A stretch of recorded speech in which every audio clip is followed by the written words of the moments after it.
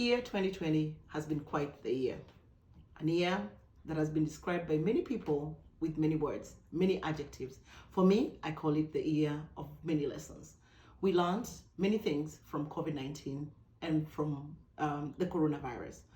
One of the things that we have learned is the essence of family.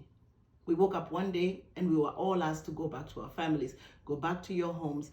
And for many people, that was a totally new phenomenon. We really quickly realized that we live in houses and not homes because when we reclined back to our homes, we had to reestablish the relationships with our spouses, with our children. And indeed, we saw an upsurge of domestic violence within this period where people were asked to go back home.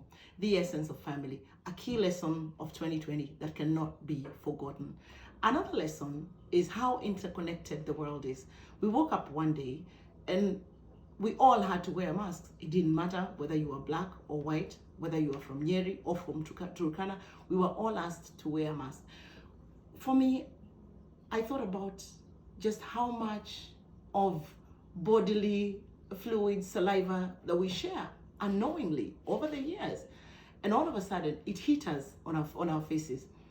You know, it reminded me of a time back during my MBA when my professor said to me, you need to start reading a book by Thomas Friedman called The World is Flat, showing the interconnected nature of the world and where the world was headed. I start and rethought and reread that book again. But the book talks about how technology makes the world flat, that you don't need to be anywhere in the world. You have technology in the palm of your hand and you have exposure to information and knowledge across the world from the palm of your hand. If you have a mobile phone or if you have, if you're connected to any sort of technology. But this time, what put us together and connected us was a pandemic. Was all of a sudden, we thought that the developed world would have enough hospitals and we saw them struggling. We saw the developing countries struggling. So really, the world is just one big place that is interconnected. And solutions must therefore not only be local, but be global. Second lesson. The third lesson for me, and one that I think has been the real take home and what will help us in 2021 is being able to re-engineer our thinking, re-engineer our businesses. Businesses have been affected globally. Businesses have been affected countrywide. We've seen SMEs closing down. We've seen large businesses issuing profit warnings to their investors, really saying, we're going through a hard time. We're not going to be able to make a profit. We're going to have to shut down this business. And for me, that is extremely unfortunate. When you shut down a business, you don't only shut down a business. It's just not the profit that goes.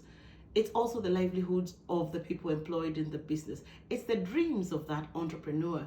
It is the motivation. It is the ambition of that person that goes down the drain.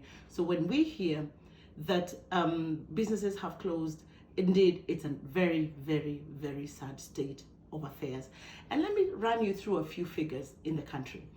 Kenya as a country is not doing well. That is a fact, and it must be stated as just that, a fact. If you look at the NSE 20 share index, the Nairobi Securities Exchange is actually considered as a barometer of the economy. It has been down 30% year to date. We have seen the NSE 20 share index coming down to about 1893, which is what I think it closed at yesterday. That should be the greatest indicator of how the economy is doing. Let's put the economy aside. Let us look at our rate of unemployment. Our rate of unemployment has doubled from 5.2% to 10.4% as at July, August of this year.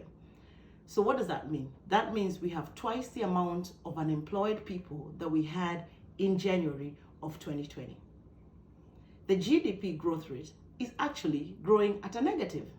We were growing at least positive for about 5% at the beginning of the year. Now we are actually growing in the negative. If you, for instance, look at our Kenya shillings, the Kenya shilling is sliding against every major currency, currently trading at 109 against the dollar. What this tells me And I think the CS for Treasury recently alluded to this. We are going through hard times. And when you look ahead, there are only harder times that beckon. And therefore, the country is not doing well. We're overly indebted. And what is even worse about the Kenyan debt situation is that at least 50% of this debt is dollar denominated. So when there are currency fluctuations, then we are losing more and we are having to pay more to those that we owe. If you look at, for instance, any indicator, our trade deficit is now at, I think, $92 million. That in itself should tell you that if you are doing a business, you're going to have to pay more for the same goods, to import the same goods. Now, it's an open secret that Kenya is really overly more on the import and less on the export side. There's the trade imbalance, that's what they call it. So the country is not doing well.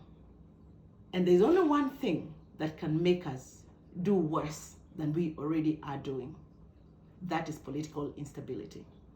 When I listen to politicians bickering left, right, and center, when I listen to politicians getting into empty rhetoric and throwing words and mudslinging against each other, my heart leaps.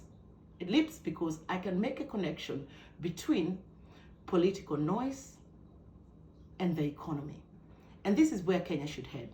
Getting leaders who can make that simple connection of what your political actions will mean to the country's economy.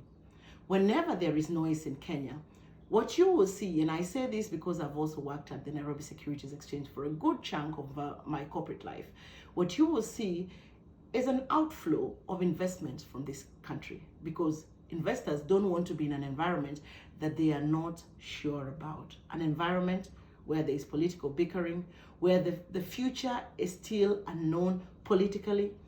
Nobody wants to put their money in that kind of an economy, especially when you know that an election will also lead to violence.